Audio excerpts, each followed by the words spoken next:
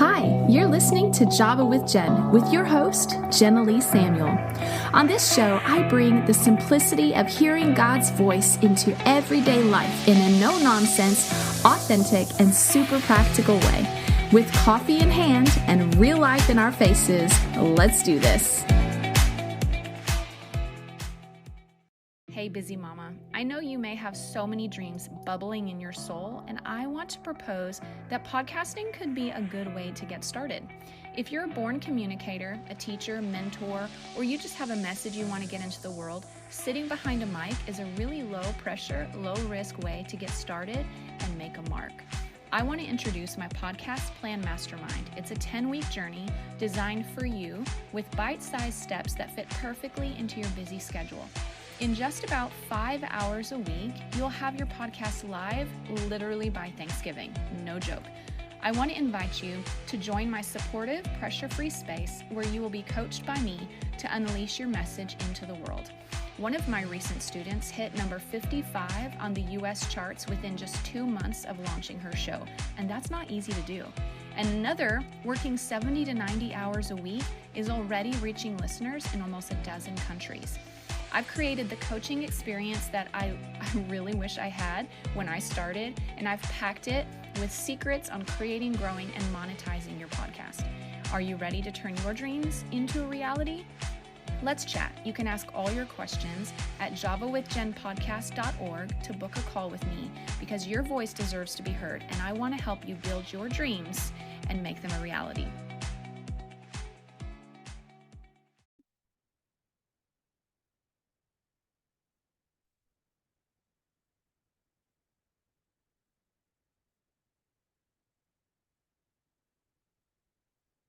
Hey there. Hey, welcome back to another episode at Java with Jen. You are in a series that we started last week, which was how can busy moms build their dreams? I get this question all the time about how did you do what you do? How did you build a successful, globally ranked podcast as a mom and a pastor? How did you build a coaching program? How did you build a podcast network? How did you build a styling business? How did you help these other businesses? How did you do anything when you have all these kids coming out your ears? And so because I get that question a lot, I decided, hey, I might as well share with you from my wins and my failures so that you can learn, because I am a firm believer that all of us have multiple layers to who we are and what we have to bring to the world. And if you're a mother, that is a high calling, and it is one of your primary gifts and responsibilities in life throughout your life. And it is one of the best ways to leave an impression and an impact in the world. It's called creating a legacy, right?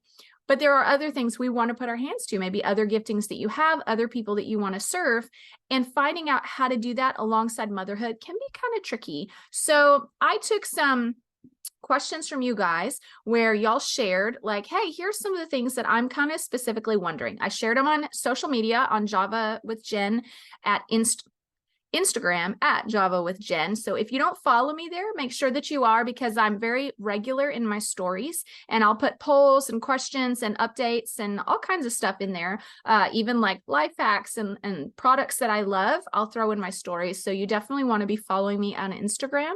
And that is where I got a lot of these questions from y'all. So I'm going to dive into these. These were the things that you would ask, or many of you have asked, about building your dream as a busy mother. So the first question that I come to is, how do you prioritize your time and choose your best yes? Which I noticed when I was reading all these questions, how I manage my time was really kind of a common theme in the questions. And so I realized as moms, we don't have an abundance of time, and our time doesn't really belong to us, it feels like. So you do have to be strategic. And in last episode, I did share how knowing your season and having realistic expectations for what you're able to do in your season is really important. I did share that I didn't really start building my podcast until my youngest was 5, my oldest was 11, and they were all in school. I could have done it when they were younger, now that I know what I know, but I didn't, because I actually was doing more ministry stuff during that time, and I was working at the church a couple days a week. And so there are different things that you'll have capacity for in different seasons of your child's maturity, and depending on how many kids you have and whatever. So let's answer this question, which that was kind of my first response, is know your season and where your yes is well-deserved, okay? So there was a season when my kids were younger and I started working at Stitch Fix. And that was around the time when they were all getting into school. The older ones were there. My youngest was getting into school. And I started working for Stitch Fix as a stylist. So that was 15 to 20 hours a week of work. Plus, I had already been doing a couple days a week at the church working with our college ministry. So there was that. And then I was also active at church on the worship team Wednesday nights, Sunday mornings. And so the mistake that I made is I didn't respect my season when I took on that job. I thought I could keep working for free at the church 2 days a week and work my job as a stylist and do all the things I was doing and run my household and somehow stay sane. And that really was not wisdom. I realized in retrospect, when I almost burned myself out and got into a very unhealthy place emotionally and physically, that sometimes when you pick up something new, it means you have to put something else down. And that's called choosing your best yes. You can only say yes to so many things. And so by default, when you say yes to something, you are probably going to have to say no to something else. Now, that may mean something like, I'm saying yes to starting a podcast. I'm going to say no to binge watching Netflix for 2 hours every night. That would be a reasonable no. That's not costing, or it's not making anything suffer, right? So know your season, know what is appropriate, and where your yes is deserved. When my kids were really little, all I really did outside of raising my children, because that was a very all-consuming, I had 4 of them within 6 years, and I had 3 in diapers at one time. It was madness. And my husband was in ministry. And so we both were, but he was actively in ministry. So he was very busy all the time. I felt like a single parent a lot of the time. So I just didn't have the capacity to do a whole lot. So what I did do is I think I helped on the worship team. That wasn't very demanding. And then I would have college students over to my house whenever they wanted to hang out and get mentorship and stuff. And so that was just 1, 2 girls at a time. And they would oftentimes help me with my laundry, help me with the kids. So it was a mutually beneficial offering in that season of my life. And so I did that for really the first 5 years of my youngest son's life. It was mostly just college ministry. I didn't plan events. I didn't do a lot of logistical stuff. I just mentored girls. That's what I had the capacity for. As my son got older is when I took on the part-time job and started my podcast, which I actually did both of those around the same time. And so that was more doable in my season of life. Once they all went to school, man, I felt like I rediscovered life. I felt like I got to reinvent myself. My kids are all in school. What am I going to do with my life? It literally is a very different season. I literally felt like the world was opening up to me. It was amazing. And I loved having those little years. I'm really glad, so glad.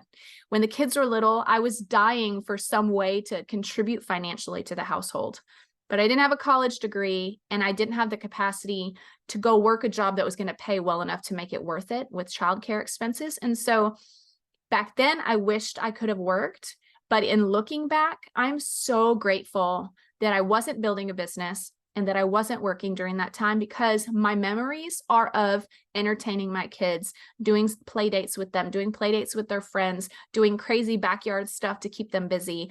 And those are the special memories that made up their childhood and my memories of their little years. So I'm really, really grateful in looking back that that's what I had to work with. In the middle of it, it felt like that season would never end and that's all my life would ever be, because I hadn't experienced older children yet. Now that I've had older children, I realize those years are short. I always hated when people told me that. I felt so rude. the days are long, the years are short. So it does pass. And so enjoy really those first 5 years of their life. They're the most crucial years and they're the busiest years. And once they get in school, things really begin to open up to you. So just hang in there for those first 5 years and don't expect a whole lot of yourself outside of raising kids, or if you are working and raising kids. Okay, so that would be my first response to that. How do you prioritize your time and choose your best yes is know your season and where your yes is well-deserved, where it's going to benefit the season that you're in.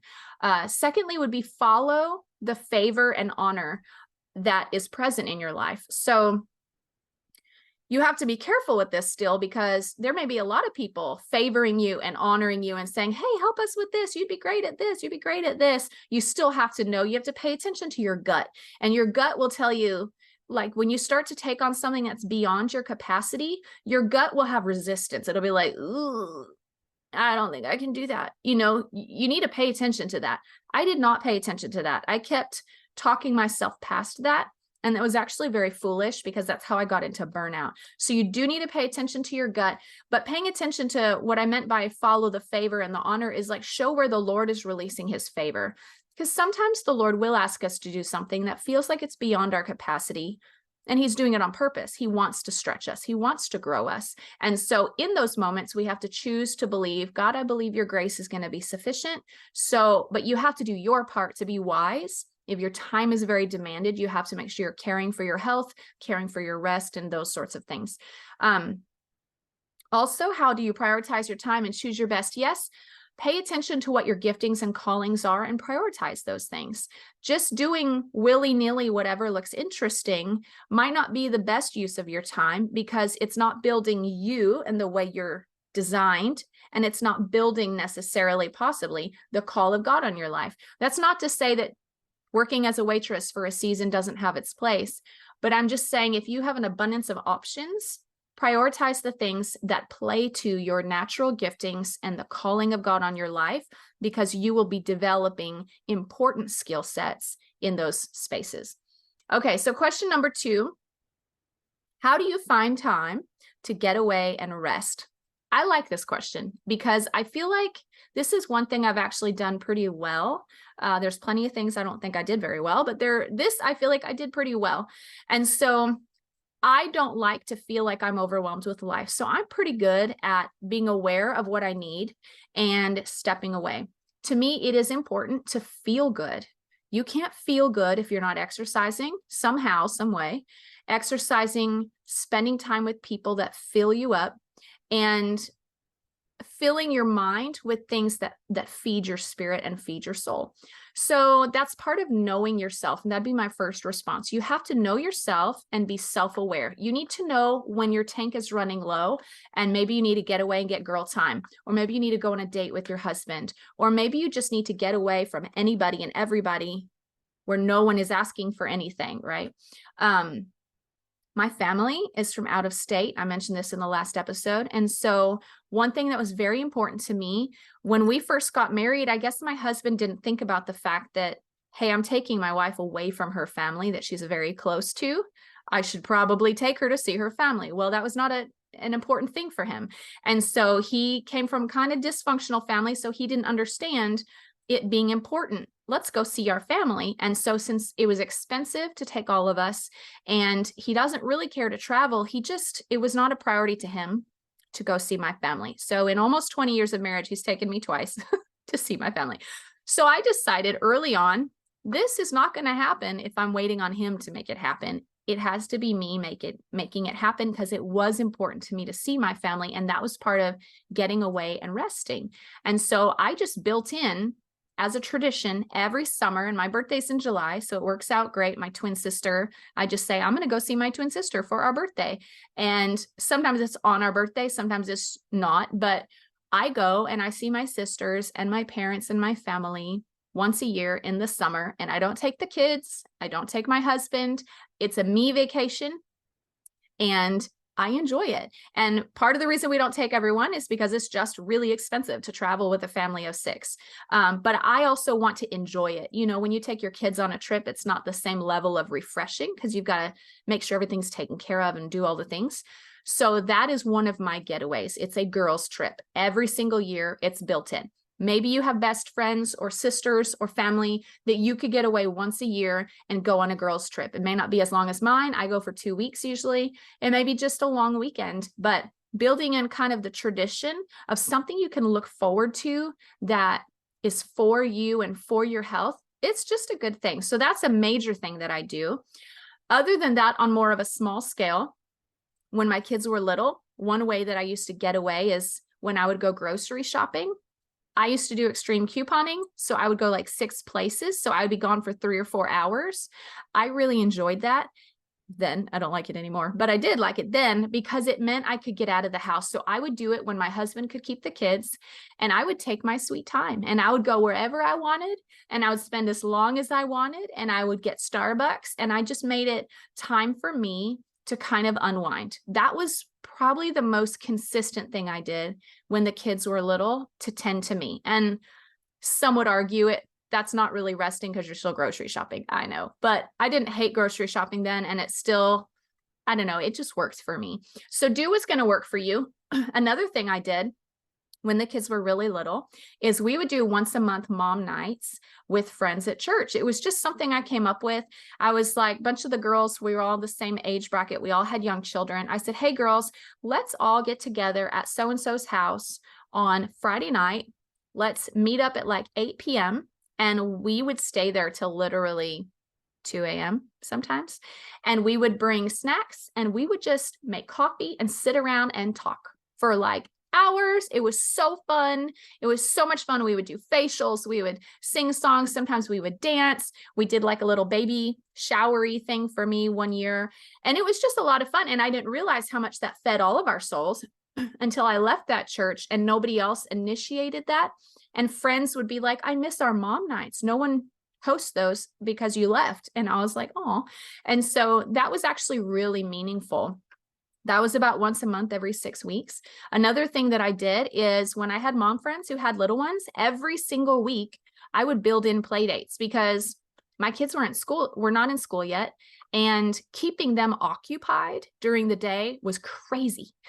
4 boys, they'd get so bored in the house. So it was not hard to have play dates. We would have play dates multiple times a week, sometimes. And there was one summer where I designated the days of the week. Monday was Make It Monday. And so we would build we would explore building something, either making a recipe or making a craft or whatever. We'd have chores in the morning. We'd have Bible time. I kind of built in a structure. That was the most successful summer, I think, was when I put in the structure and built in the theme days. And then multiple days in the week. Friday was Fun Friday, and we would go and we would have fun with somebody. Tuesday and Thursday were like, think about it Tuesday, and something else Thursday, I don't know, and Wet Wednesday. So Wet Wednesday, we would do something outside, water. We'd go to a water park. We'd go to the beach. We'd turn on the sprinklers in the backyard. We do a slip and slide. We do something wet, and we would have friends over for that. So honestly, I had mom friends over at my house all the time. And it helped me not experience that mom loneliness, and it helped feed my soul. It kept my kids occupied. It was just a win all the way around. So to be honest, I don't know why more moms don't do that on a regular basis. So those are some of the things that I did to help find time to rest and soothe my soul, even if I wasn't getting away. Some of it, of course, is getting away. Some of it was not. And so those are things I would do. And then there have been times if I was just maxed out, let's say I had the kids all day long, and I would message my husband and say, if you don't come home, you're only going to have 3 children because I'm going to kill one of them and I don't know who it will be. And he was like, okay, I'm coming. And so I would say, I need 2 hours to myself. I'm leaving. You take the kids. I'm going. And I would just go either take myself to dinner or wander Target, as every mom does, or whatever. I would go park by the river, anything like that. But the point is, you have to know yourself and you have to communicate what your needs are so that they can get met, and you need to build it in.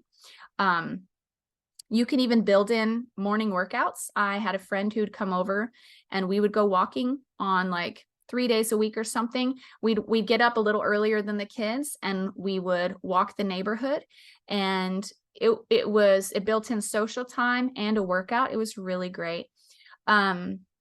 Keep in mind that a woman's mind is like a web browser with 1,000 tabs open, right? And if you don't slow down and close some of those tabs, the mental load of all that background activity will slow down the entire operation, right? Actually share this analogy with your husband because it may help him understand your mental load better. Men are able to compartmentalize their brains and they get stuck in one box. They don't understand what it's like that your dinner plans, how you feel about your husband, the fact that you had to spank your kid 27 times today, the fact that you're frustrated, you put on some weight, that all of those can happen in your brain at the same time. Guys don't experience that. And so the fact that we can do so much in our mind is a superpower, but it also can wear us out. And so it's important, especially this little simple discipline is helpful. You have to intentionally shut down on purpose at the end of the day to help your body recover. So your cortisol, which is the stress hormone, at night, it decreases as you sleep. But I've noticed my cortisol does not really totally go down until the last hour and a half of my sleep, if I'm getting 7.5 hours of sleep. So it's like my cortisol doesn't really show much of a difference for at least 6 hours of sleep. I have to sleep a full night to get the benefit. Well, if you're going to bed and you're scrolling on your phone, you're doing a lot of research, you're studying, you're working, you are not resting your mind or even processing your day, your cortisol cannot drop.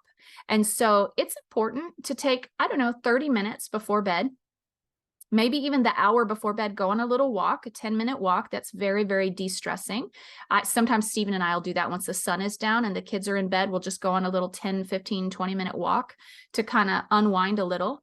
And then I have to be very disciplined when I get in bed to pick up my journal or pick up a book, make a cup of tea, and just unwind a little bit. And that was actually a discipline that the Holy Spirit taught me to do, because when I was in burnout, he was convicting me that I was not building rest into my life at all.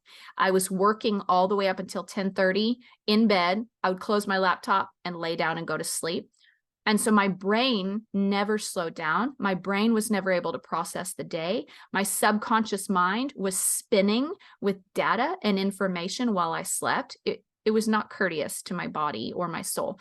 So I built in a bedtime unwind process where after the kids are in bed, I would take 30 minutes to an hour and simply choose not to get on my phone, which I'm not 100% on that.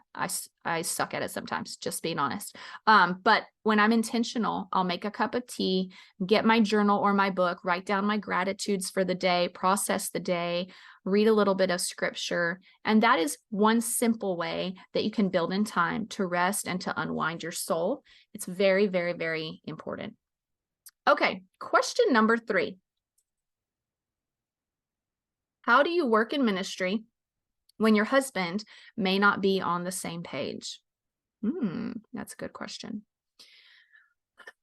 Now, I know who this is coming from, and may not be on the same page. Now, if that means he's like, absolutely not going to have it, and it's creating tension in your marriage or strife, you need to tread very carefully. It needs to be something that you do have as blessing, because if he's resentful or it's something that's going to cause contention in your marriage, you've got to be careful. If that's the case, let's say your husband's on that space and he's like, absolutely not, I don't want you in ministry, period, no way, no how. But you feel like the Lord's calling you to that, then that's where I would put it before the Lord and say, Lord, if this is what you want me to do, I am willing to obey, but you have to change my husband's heart, because I'm not willing for this to cause tension in my home. Or you could say, Lord, I'm going to walk in obedience and I'm going to do this thing.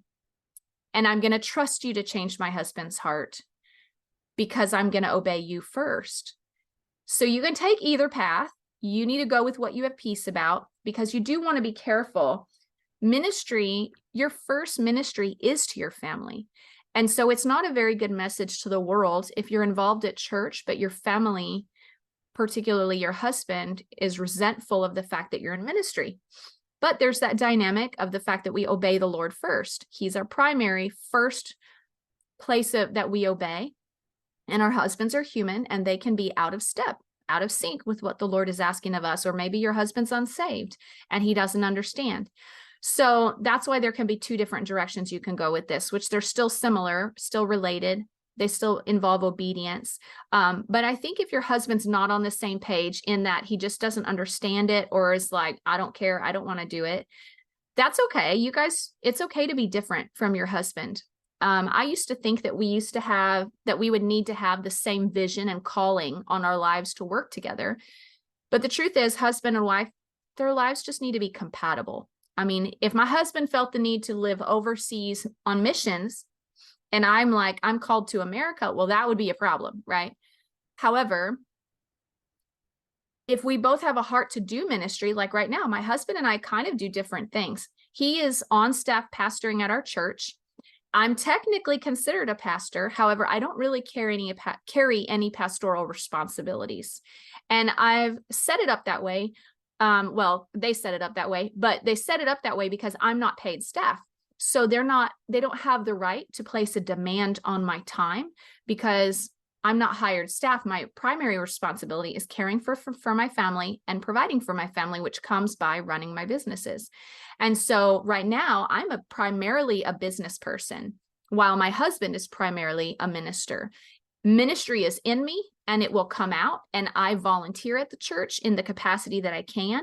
But my primary mission right now is my podcast and building a business that's going to help support my family and bless people. And then my podcast is the ministry that comes out of me. And so it's okay to be different. It's okay if you're called to the workplace and he's called to ministry or vice versa. And so the point though is that whatever you guys are doing, it's important to be on the same page. It's important to talk that through. When I was in fashion, my husband was not on this. He would kind of go back and forth. Some days he'd be like, sure, do the thing. And then sometimes he'd be like, you're outside of God's will by being in the fashion industry because it's a horrible industry. I was like, what? Seriously? He kind of was a roller coaster on that, bless his heart. And so I realized when he would be very antagonizing to what I felt was what God had put in front of me, being in fashion, because there were so many doors I couldn't have opened for myself and miracles that happened to get me there. I would sit and I had to be able to recognize, okay, is this actually about fashion or is there something else underneath that's bothering you? He didn't have as much self-awareness to realize, oh, there's actually something else bothering me. So I had to be able to kind of filter his words and take it with a grain of salt and then really sit and ask him, okay, what is it about me being in fashion that you don't like? And he was like, well, it's just you're doing this and you're always busy, busy, busy, busy. And I was like, so is the issue the fashion or is the issue that you feel like I'm too busy? And he's like, well, you're busy. And I was like, so if you felt prioritized and whatever that would look like, which we ended up talking about, would you have an issue with me being in fashion? She's like, well, no. And so I was like, okay, so the real issue is he was feeling neglected. So it required a conversation. And in that conversation, I was able to say, okay, what would it take from me to make you feel comfortable with me being in fashion? How, and he would get specific, like, well, I want meals cooked when I come home. And I'm like, okay, all right, we can make that a priority 4 days out of the week because I can't commit to 7. I just realistically can't commit to that. And he's like, okay, that's fine. So we met in the middle and we kind of were able to break down why is it that we're not on the same page? And so I think that's important if you want to work in ministry or you want to do anything and your husband's not on the same page, you want to be able to get down to the bottom of it. Why are we not on the same page? Because the reality is your spouse should support you. Just as you should support your spouse. We don't have a right to dictate what our spouse does and doesn't do unless it's harming our relationship. You know what I'm saying? Or it's a violation of conscience. And so your spouse should be supportive of your desires. If they're resistant, you need to find out why and figure out what's underneath it and how can we resolve that? How can I meet you in the middle and have boundaries in place that will make you feel like it's safe for me to do this thing that I would like to do. And realize that this is an ongoing conversation. It's going to flex and change with the seasons. In fact, I tell my husband every single year when we get to Thanksgiving, I tell him, okay, babe, listen, we're going into the holidays. December is the most psychotic month of our lives, from the end of the semester and schools and finals wrapping up to all the Christmas parties, to planning for our own Christmas, to possible travel. I said, it's crazy, and pretty much 95% of it falls on me. So I need you to understand I'm going to be less accessible to you this month. And I need you to be okay with that, because I still have businesses to run too, so I would have to be forward, and it never fails. Every time in December, at some point, his feelings get hurt, and I have to make sure I'm still making him feel like a priority somehow.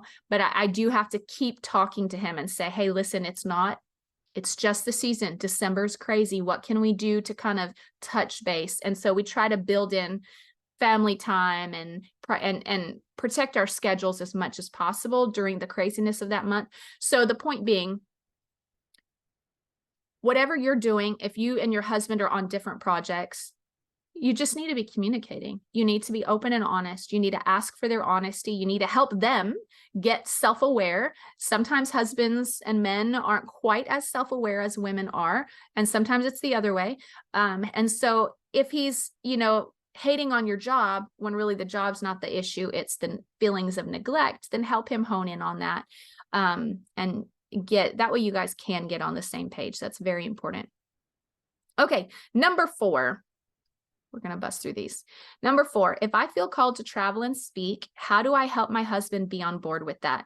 Honestly, these are similar responses to the last one. And I've had to think through this before. If I'm called to travel and speak, how do I help my husband be on board with that? Now, thankfully, my husband is on board with that. He's like, yeah, that's great. He always asks, are you getting paid for it? It helps if a paycheck is attached, I will say. For some reason, guys, I think they're thinking, if you're going to be gone from me, there needs to be a benefit for me. And if you're bringing home money, then yay, that's helpful. Maybe not all men are like that. Some men might just be like, I'm so happy for you, do the thing. And so kind of where I've landed is, if I'm going to travel and speak, it needs to be something that's paid. That way it blesses my family. I personally have I wouldn't probably travel to speak more than once a month. Any more than that, because, when you travel, you've got a couple days ahead of time that you're trying to get things done. And then there's a couple of days of catch up. So say you're only gone for 2 days, it's really more like 6 days of impact. And so if you do that twice a month or 3 times, it just becomes a lot. So for me, it's once a month if I was to do that. Thankfully, that's not really a problem at this point. Last year I did travel quite a bit, but it ended up being about every other month. And so that worked out really great. It didn't seem to be something that threw off the rhythm of our lives. And so you might want to ask your husband, what are some boundaries that need to be in place to help him feel better and be real supportive of you traveling and speaking, such as maybe you travel with somebody so you're not alone.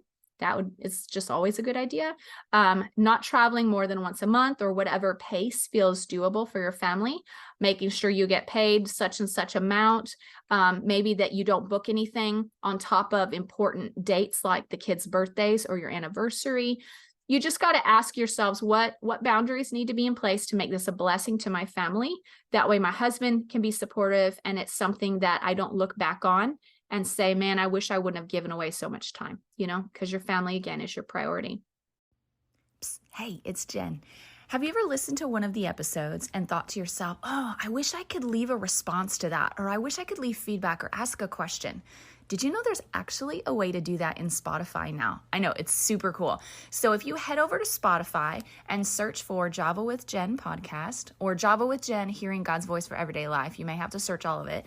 And then you go and check out my most recent episodes. There are polls and Q&A options that you can weigh in on, and I can connect with you that way over here on this platform. I usually use Instagram to connect with you guys, but now with this feature from Spotify, it's a super cool way to engage with the content of each episode and talk to me directly. I'm looking forward to hearing from you guys. So go head over to my latest episodes on Spotify, and let's do that right now.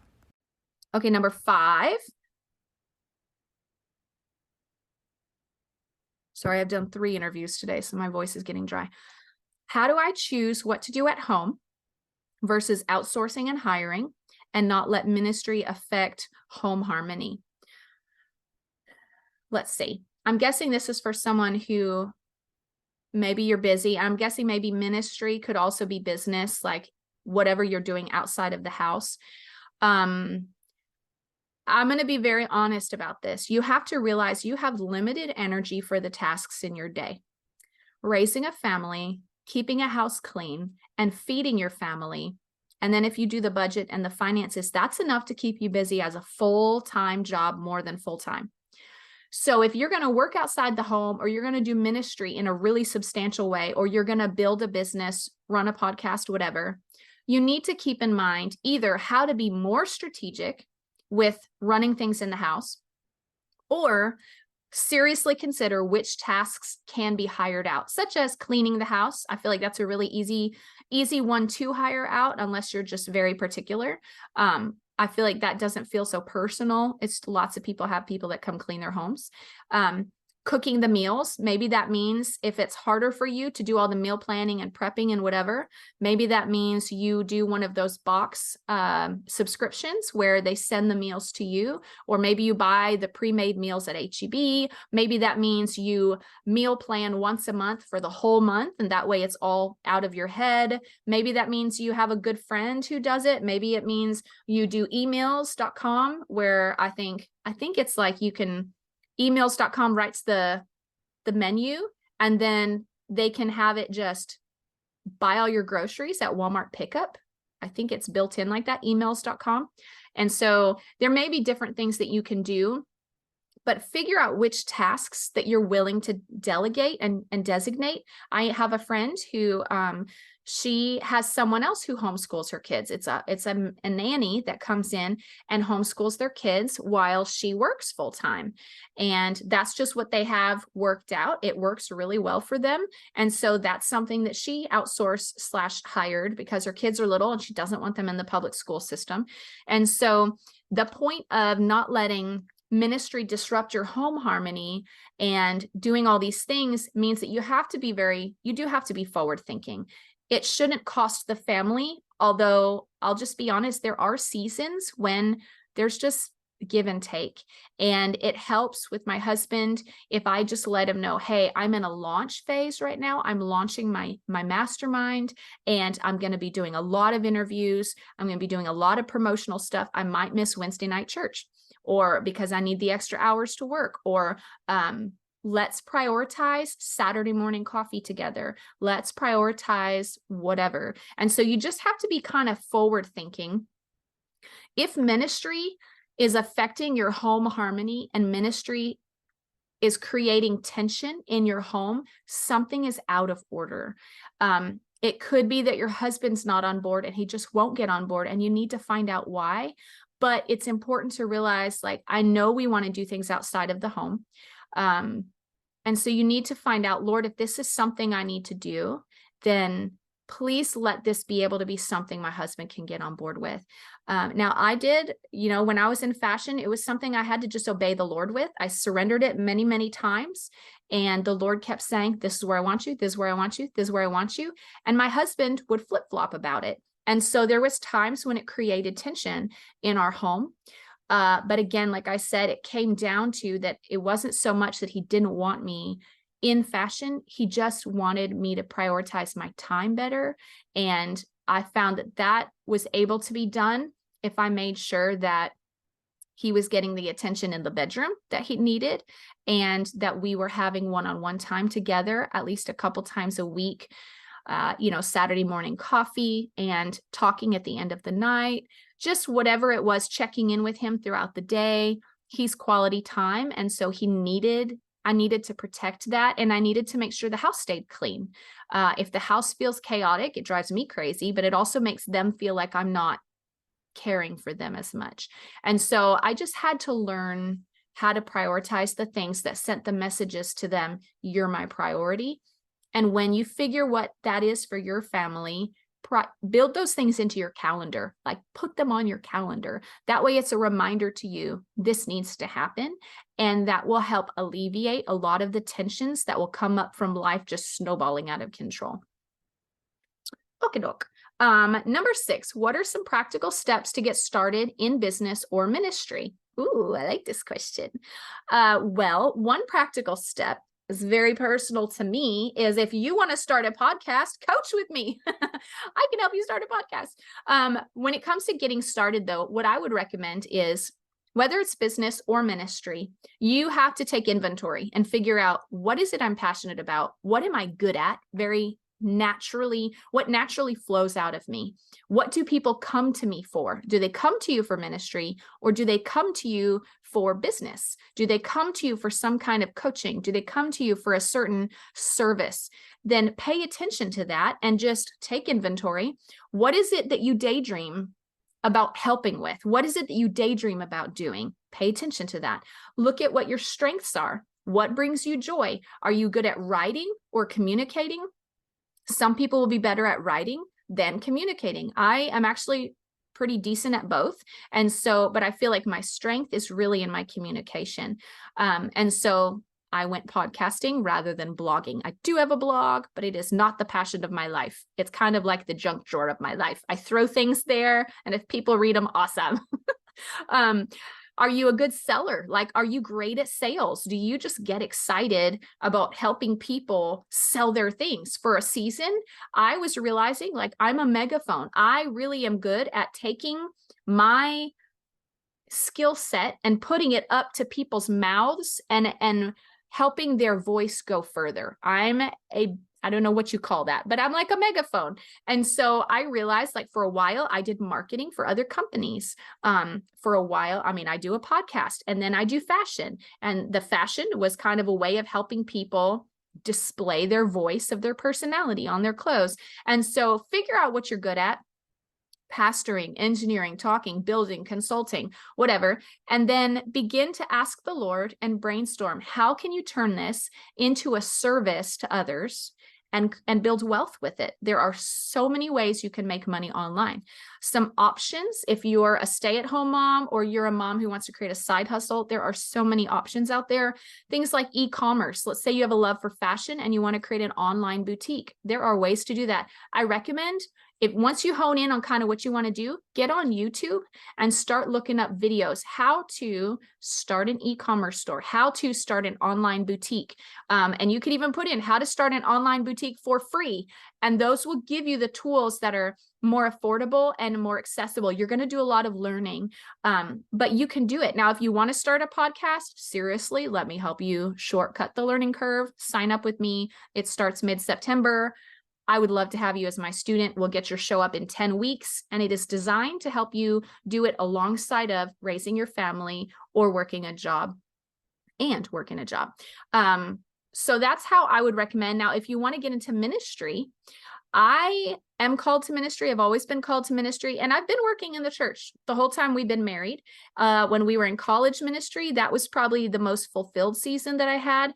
When we were working in regular churches and my husband was the one on payroll and I was not, I always did feel a little bit like a fish out of water. Like I never quite found my place, because I was kind of like, I call it like a side dish. Like, he's the pastor, I'm the pastor's wife, so people view me as a pastor, but I didn't carry responsibilities and I never got to preach. And so it was kind of like I had a title, but no responsibility. So it felt empty.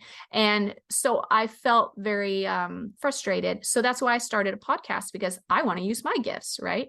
And so if you want to get into ministry, start serving somewhere in your church. Go to your pastors and say, I want to be in ministry.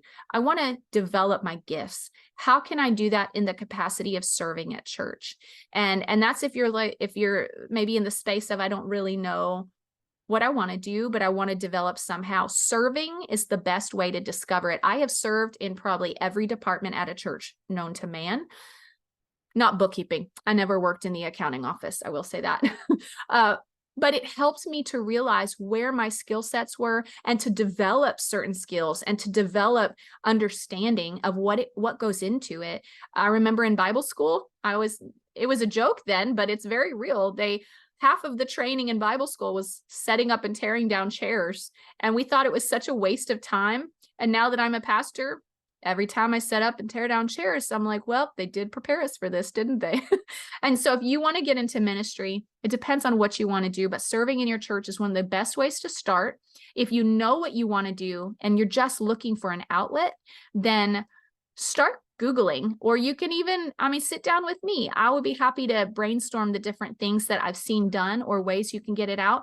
But I do know that usually ministry comes down to different vehicles: video, audio, written word. Most ministry comes down to getting the word out in one of those ways. You just need to figure out what you're most comfortable with and what that's going to look like for you. Maybe you become a blogger. Maybe you have a Facebook group and you go live on Facebook. Maybe you have a podcast. Maybe you have a YouTube channel. Whatever it is, just start. And I will say that, just start. A lot of times we don't start because we want it to be perfect and we want to be done with excellence, which is good. That's a good quality. But I would say if you wait until it's just excellent and perfect, you will never get started because it will never quite feel like it's ready. And so get started, because your audience and the people you're impacting, they will grow with you. If you go back and listen to, say, episode number 4, you're going to see a difference in my episodes, in how I interview, in the graphics, in my intro and outro. You're going to see a difference. And that's okay. That's why I leave those there. It helps me remember the growth that has happened. And people love to grow with you. They love to see you evolve and get better at what you do. So just get started. You just need to start somewhere because you're going to grow in the doing. All righty.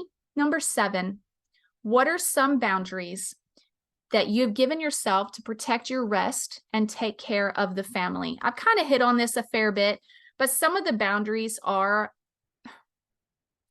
I'm trying to think if I have hard, fast boundaries. One of the things that we've built in is we try to, at least the majority of the nights of the week, we may not get it every night, and I don't get hard on myself for that if we don't get to it every night. But I try to make sure I'm cooking meals for my family multiple times a week, just for some sense of togetherness, and so they feel nurtured by me. We try to do powwow time at the end of the night, which can just be 5 minutes where we all sit on the couch, kind of catch up on life a little bit. We pray together and they go to bed, just because it gives that connect point, that sense of connection. Families that connect, whether it's over a meal or at powwow time before bed or breakfast before school or whatever it is, those children are far less likely to ever use drugs, get in trouble with the law, have identity issues. You are protecting your children simply by protecting connection.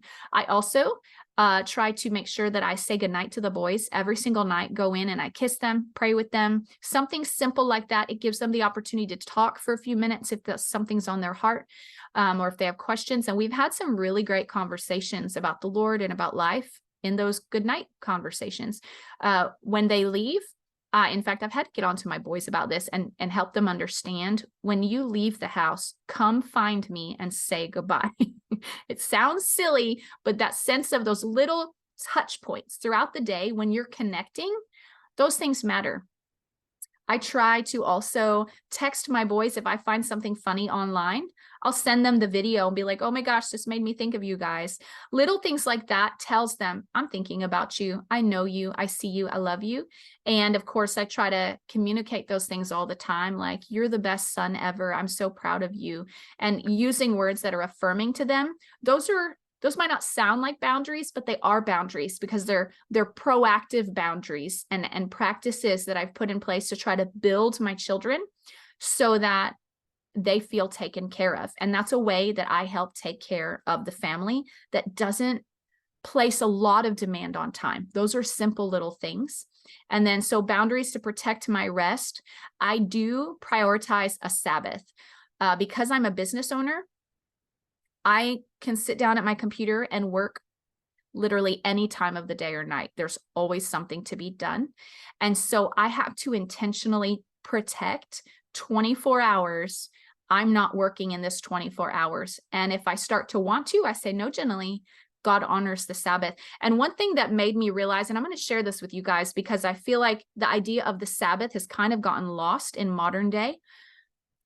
There was one time that I was working at the church doing the marketing there, and due to some church travel and an event at the church and blah, blah, blah, it was going to work out that I was going to be working for almost 3 weeks without a single day off.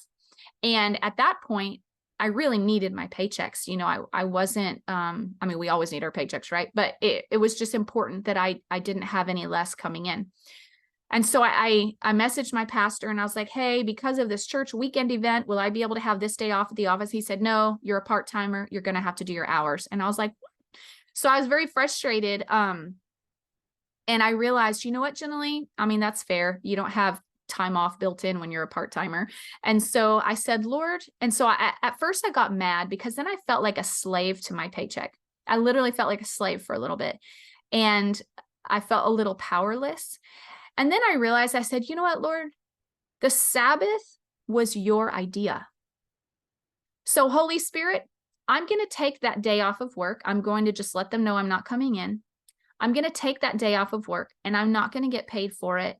And I'm going to trust that you're going to take care of things anyways. And so it was like a 2-day window between the weekend event and then when we traveled for church, it was like Monday and Tuesday. And those were the only days I could have gotten my hours in because I worked 2 days a week. And so those were only 2 days I could have got my work in. So I decided I'll take Monday off and then I'll just work Tuesday.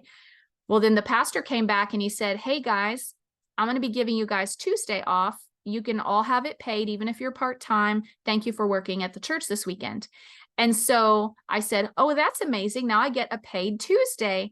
And I'm still taking Monday off. And so then somebody, I don't remember how it happened, but somehow the Lord put finances in my hand for that Monday I took off.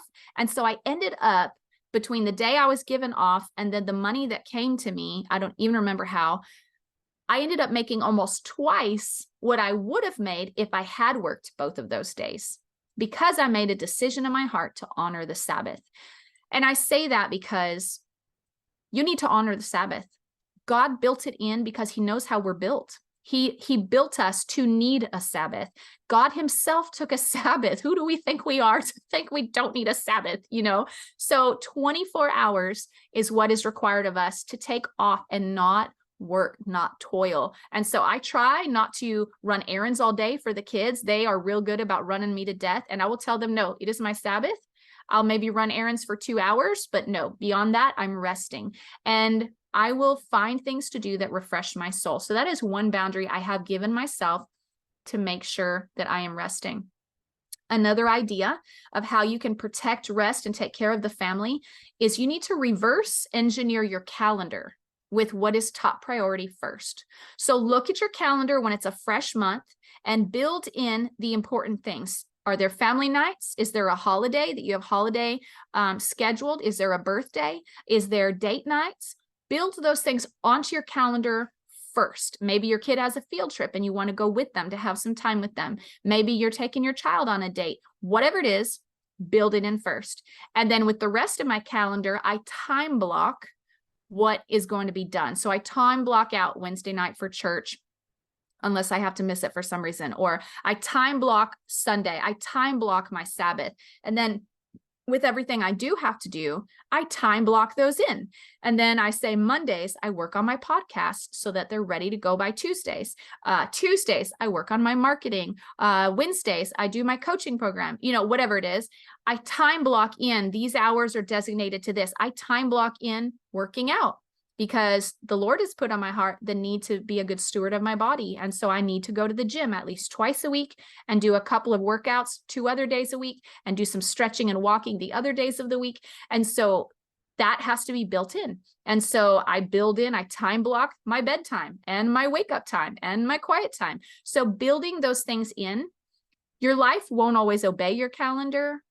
But if it's on the calendar, it really helps you to make sure that you're prioritizing what needs to be prioritized. Okay, last question. How do you build connections, or how have you built connections in the business world? Ooh, I love this question. Literally, prayer is the number one way I've built connections in the business world. And I'm not even joking. There was one time when I was in fashion and I was like, Lord, I need to meet people who are in fashion, who are faith-filled, that I can connect with in this space. And I couldn't find any pastors online that were doing fashion. And I was like, man, I'm kind of alone here. Well, then I felt prompted that day to go read the Elijah List website, and there's a prophetic word on there for people in their 60s. So it wasn't relevant to me, but I read it anyways. And at the bottom, it said Gina Lamort, by prophetess Gina Lamort, who is a fashion designer and celebrity wardrobe stylist. And then it had her email address. And I was thinking to myself, gangbusters. This is God. And so I emailed her.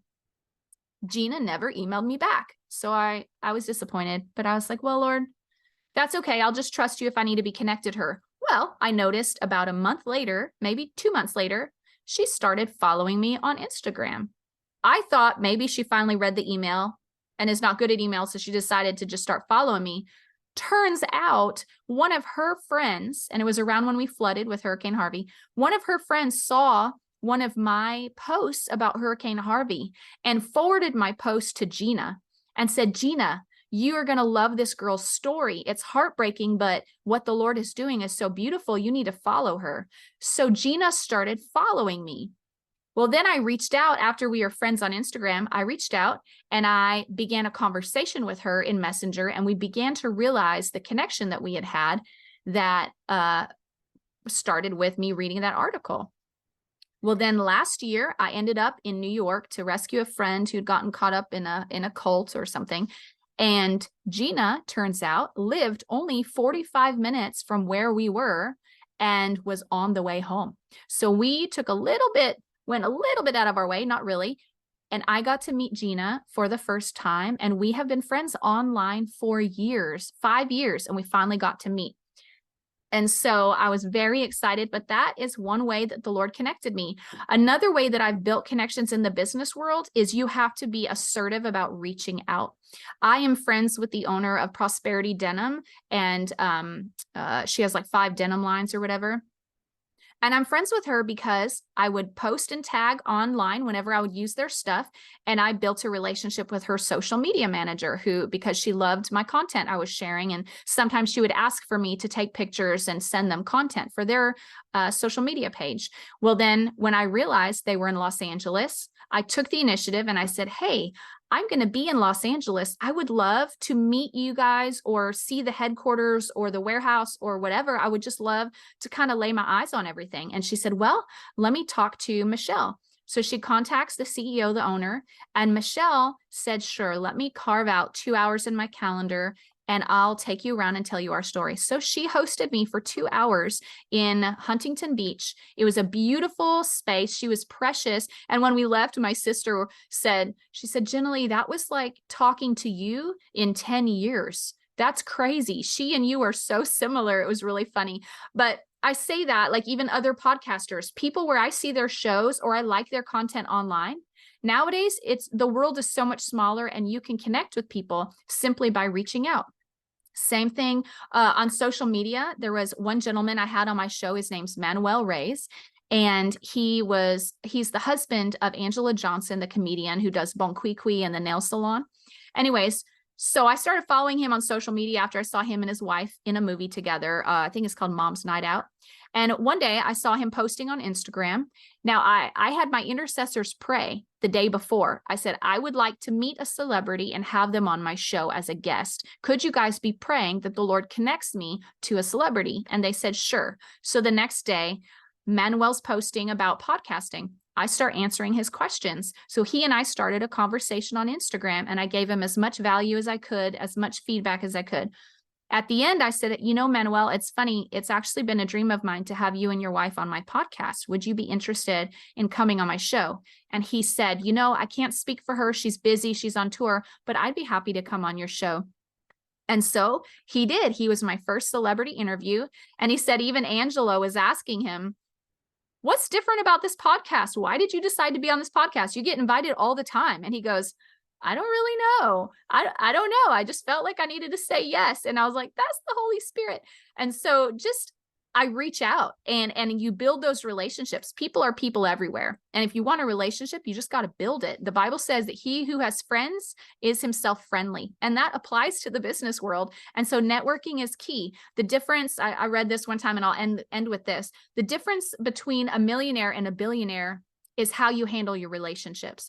And so there was this man who was at this big, huge business conference, and he was seated at a table with one of the world's billionaires.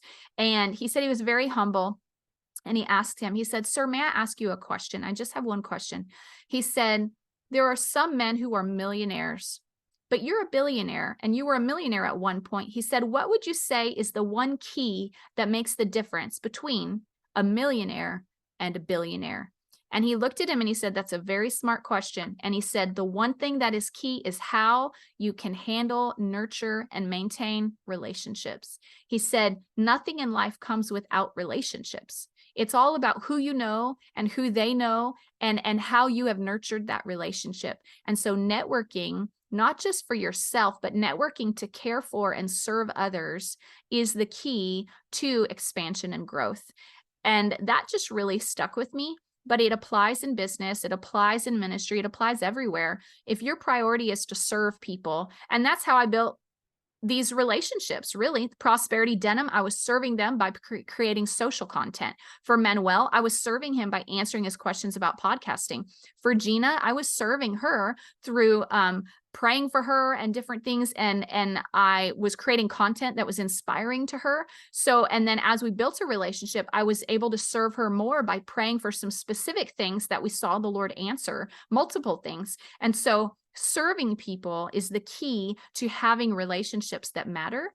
And it's part of how you build connections, whether you're in the business world or the ministry world. So I love y'all's questions. Thank you for sending these in. I hope my answers helped you. If you have any other questions after listening to this episode, you can actually drop that feedback in an email to me, or right there in the Spotify app. It has the ability to ask questions and to leave a voice message to me. And if you do, then I can actually incorporate that into an episode, which I think is super cool. So if you're a podcast Spotify listener, that's something you can do. If you're on Apple, just go find me on Instagram and just drop me your question in Messenger, in the direct messages, and I will build it into another episode if I get enough questions from you guys. So stay tuned, because next week I'm going to be interviewing a mom who is a working mom. She has young children and she built a podcast with me. And I want to see what her responses would be, because she's in a different space than I am. I was not working full time when I did these things. And my kids were a little bit older than hers are now. And so I would love to hear her responses and how she might inspire you. She's full of wisdom, and I think you're going to enjoy her story. So thanks for listening, and I look forward to seeing you guys in next week's episode. Make sure you're subscribed to Java with Jen podcast, anywhere that you listen to the podcast. That way you don't miss any upcoming episodes. And again, if you're interested, right here, the podcast plan. If you're interested in starting a podcast with me as your coach, this starts in September. You can go to javawithjenpodcast.org to book a call with me and see if this is something that will work for you. I would love to be your coach and help get your voice out into the world and help you build your dreams. All right, until next time, see you guys later. Love you.